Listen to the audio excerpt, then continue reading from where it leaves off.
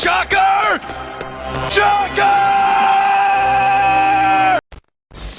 Insomniac Venom is finally here, and after finishing the game and debating on what videos to first make, I figured why not talk about the arguably strongest being in the Insomniac verse right now and see what exactly he's capable of. With me today, I have my buddy Crisis, who I've collabed over on his channel ranking the Spider-Man Insomniac characters. Feel free to go and check that out, but with that being said, me and him are pretty much going to analyze how strong Venom is for you guys. Hey everyone, Crisis here. Just found out that my granddad is Tyler's uncle, so I'm in this video now. Yeah, so let's get to cooking.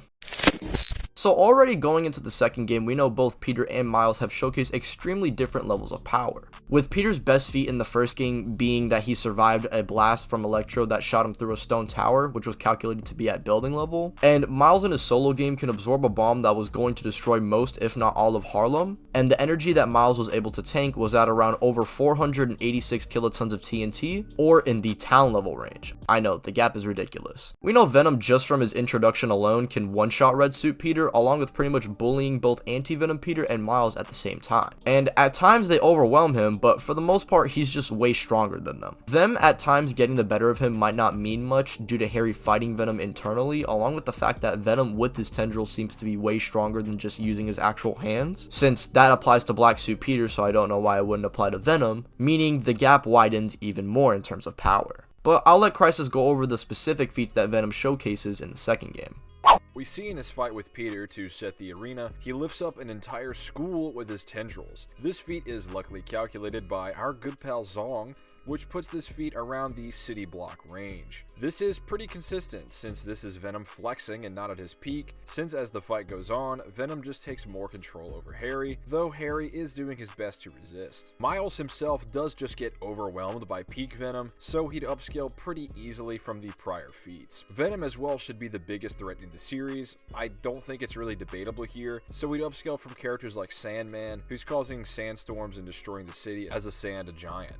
Calculations have him just swinging his arm really fast at 1.6 kilotons, or in the small town range, and Sandman's generated sandstorms were put at over 15 kilotons, putting Flint Marco in that large town level range. I think this is just more consistency for Venom rather than blatant upscaling like how it is with Miles, so take this more as supplementary evidence than anything else. Venom in short can casually generate city blocks levels of energy, with him at his peak more than likely being in that town level range. As for how fast is Venom, well, he's just faster than both Peter and Miles, who both would upscale from Electro's lightning, putting all of them in that massively hypersonic plus range. Nothing really too big happens in Spider-Man 2 regarding speed. We just know Kraven can kill Electro, and Peter obviously should be stronger than his previous self with the symbiote, and Venom can overwhelm that Peter. But there's nothing in the game that suggests any of that is quantifiable, so I can't put Venom in a new speed tier just because he's a lot stronger than Spider-Man. There's no quantification for it, so all I can say is that Peter dodges lightning, is way stronger with the symbiote, and Venom is way stronger than that.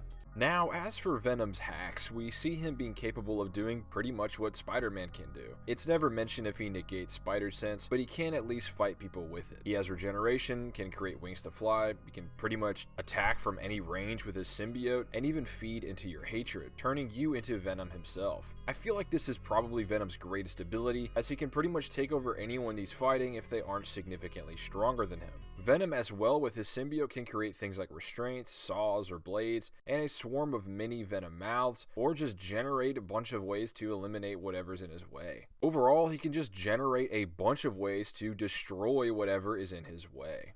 Now, before concluding this video, there is one feat that I feel like has to be mentioned, and that's what Venom was showing Harry. We not only see the symbiote potentially being able to turn the whole city into his home, but even as far as the entire planet. I don't think this obviously means a lot, as it's a dream sequence and it'd probably be over time, but hey, if you want to waddle around with your boogers touching your tongue saying that Venom is multi-continental because this is actually what would have happened had Harry won, then be my guest. But seriously, Venom is an absolute powerhouse, with him setting a new hierarchy of power that Peter and Miles are going to have to overcome. But for now, he remains to be Yuri Spider-Man's greatest foe and Insomniac's GOAT.